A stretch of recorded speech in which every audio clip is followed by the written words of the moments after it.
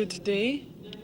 I'd like to thank our UMD for the invitation, because our work was accepted. It is not historical, and from point of view of historical anthropology, ethnomusic, and clear some things. I congratulate the efforts of UMD to gather us all here and to open these issues that we may not want to open. Contemporary scientific theories of 20th century. Our thesis in this paper is that the music and dance are cultural phenomena which are curious of the process of building national Macedonian identity, and maybe this is the only identity of Macedonians which is the least negated and which has not caused attention of political elites to be negated. What we'd like to mention here is that the intense political and social changes by the Bucharest Treaty and what we could hear today, we noticed that strong democratic movements happened. Still, all these cultural phenomena continue to persist in everyday life of Macedonians, even though they didn't. The Bucharest Treaty did not affect these cultural phenomena directly.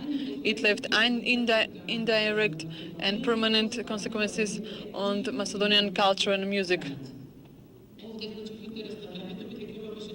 Because we do not have much time, this was a great project which covered many segments of our music and dance culture.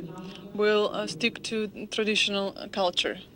Even though the Bucharest Treaty left great consequences on Macedonian integrity and caused great demographic movements, it was a try to destroy Macedonian existence. It was a secure oasis where Macedonian identity persisted. It was Macedonian culture and folklore, where Macedonians nourished their values, symbols, dances, rituals, standards of behavior, all that as oral, transferred orally.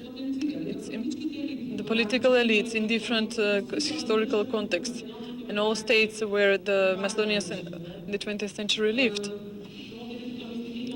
I mean the Ottoman Empire, the Kingdom of Serbs, Croats and Slovenians, and today's independent Republic of Macedonia knew that folklore is a seriously powerful tool for consolidation of national identity. In that way, they used it to apply serious policies over Macedonians. Where did it start? The process for strengthening of Macedonian identity started with the folklore. How much it participated in all these social and political processes. It is important to ask what is promoted as common culture, what Macedonian people recognize as their own traditional culture. The political elites with different degree of influence worked on what is defined standardization of certain folklore phenomena and their integration in the national cultural and spiritual heritage. In certain sense, we tackle the building of cultural myths. And in this process of strengthening of identities of states which at that time wanted to assimilate Macedonians, the part where cultural myths are built is important. For illustration,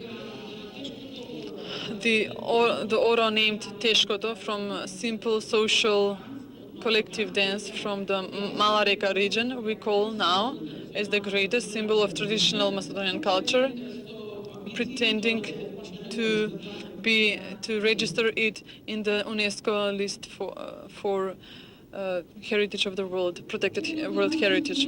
The main instruments with which national culture was standardized was communication. Communication as arena for promotion, debate, segregation, or aggregation of phenomena emerged. We must admit that today some phenomena are standardized, which objectively are not part of our traditional culture. I mention here some instruments, certain styles of singing, which with the process of revival also appear in our institutions now. Details concerning this will leave for our next meeting. I'd like to mention certain aspects where tradition exists in Macedonia. The main role in past regimes and states had education institutions. Partly here the church had bans, people's practices and customs to integrate in its own tissue and for its own purposes. Of course, today this role takes the mass media, formal and informal transfer of knowledge, academic discourse or education, and so on. In these processes, which are not simple, and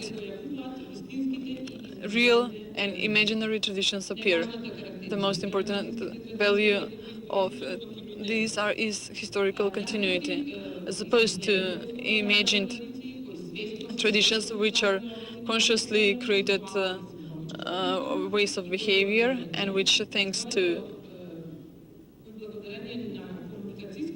communication system with which they are dispersed, they establish cultural identity with historical past, which is one generation leaves to the younger one, which follows. In that sense, today we can speak of Macedonian tradition, just as we speak about French or Russian or any other tradition. According to our research, Macedonian music and dance tradition in 20th century is practiced in three greater contexts. Chronologically, they are not one after another.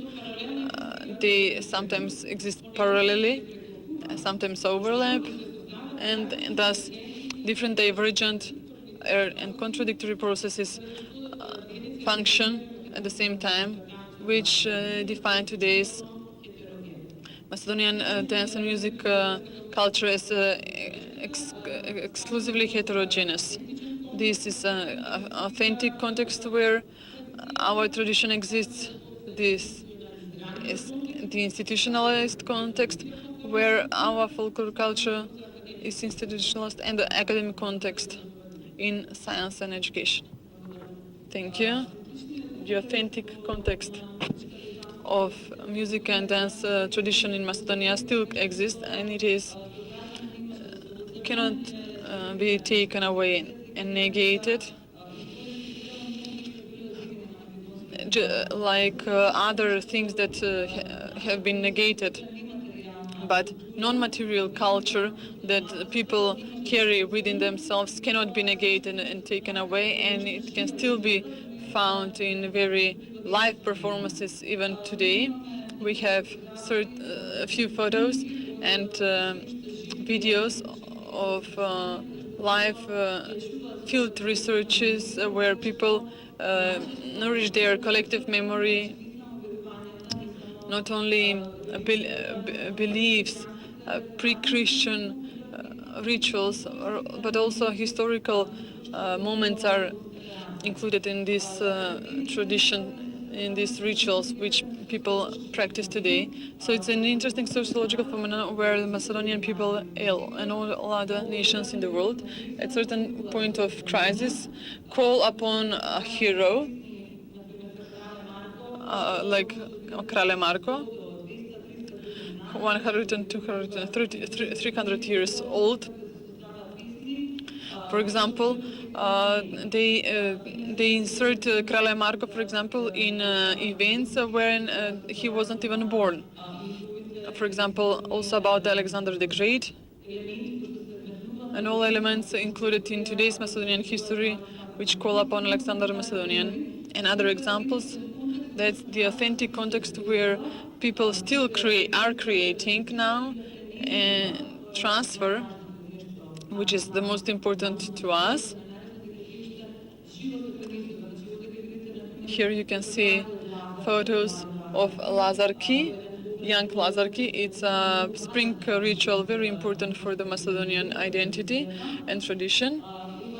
This is the trio Gavrovci, which in a very interesting ritual in the Tetovo region, and is still transferred their songs, their very specific way of singing, with which we applied to be registered at the UNESCO heritage list. And the carnival, which is also a live tradition, where people via their masks criticize current political events. And one part of the festival is dedicated to authentic ritual masks, the old masks transferred generations from generation. This authentic context of transition of non-material cultural heritage, in this case musical and dance heritage, is very important because it's something that was nourished with centuries back. Even though we do not have written evidence for music and dance, because it did not exist in that time, we can still search through collective memory and go back and see that they are very old rituals and beliefs, initiation songs, initiation oros, which prove the old age of our nation compared to other nations. Our cultural heritage is unique, very specific dance, oro style, specific instruments, and that is very important to research and to promote, which negate and take away from us. We can play a small example of a song specific to the Tetovo region and cannot be found in any other country by trio Gavrovci. All these things are Folklore od Bukurešta, kao što ga narekuvаме, maj 2008 godina, ova tradicija започнува една етно-ренесансна движење. Значи се случува една етно-ренесанса во Македонија, особено во последниве 10 години, кога масовно почнува ревитализација на музиката и на танцот. Секако дека тоа се вметнува во еден нов глобален контекст, во така наречената world music стил, но оно што е многу интересно е што се повеќе и повеќе се форсираат тие традиционални изразни форми, а тоа е пак особено потенцирано за егејскиот фолклор, кој што до пред 10 години, може би 20, значи беше непознат, можам да кажам, за пошироката јавност, а сега едноставно доживува една ренесанса во смисла.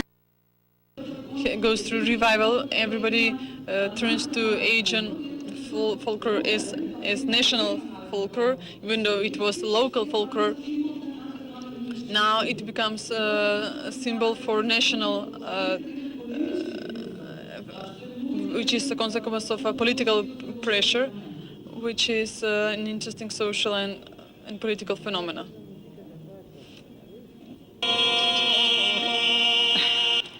Да. Бидејќи веќе напомена, значи мора да кажеме дека во Since we don't have a lot of time, we have to say that we have to mention that in the states in which the Macedonian identity and the tradition participated prior to the 20th century in very turbulent environment, we could see that there are certain specific phenomena that are being noticed. The part under Greece, and in the process of institutionalizing the folklore through education, through cultural events and so on, Greeks try to rename the traditional dances. Puščano oro as Levantos oro, and another process where the text, the lyrics actually stop existing, being erased in Greece through various types of pressures. Sometimes even in gloves.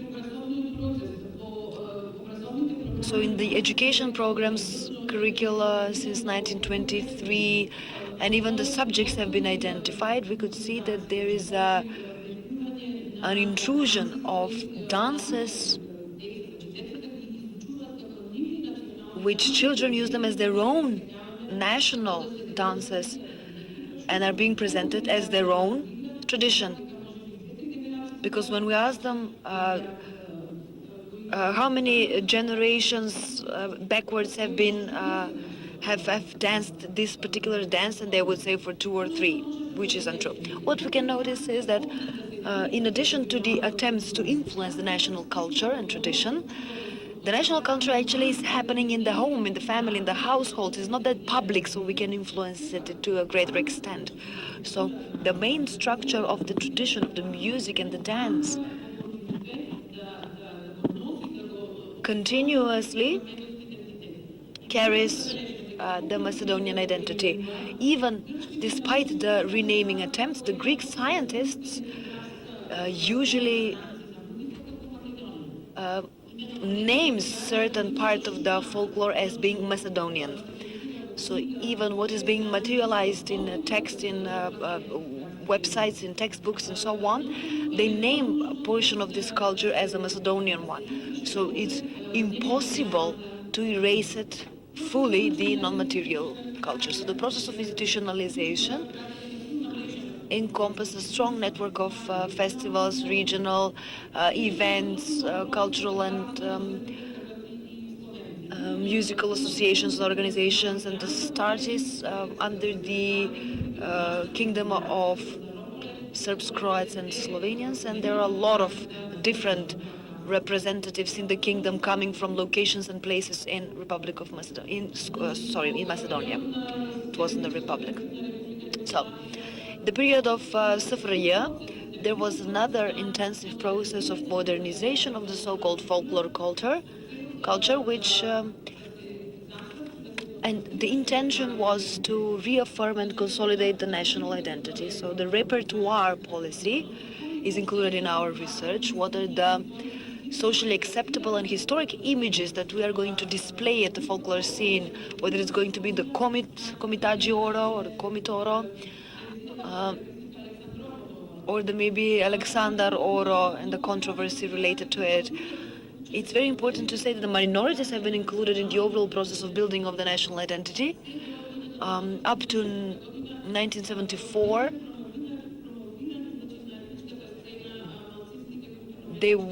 the minority cultural groups were not very promoted. After 1974, they were. Okay, so just one sentence. Unfortunately, we had a lot of examples, especially when it comes to revitalization of the musical and dance folklore in terms of strengthening and reaffirming the national identity.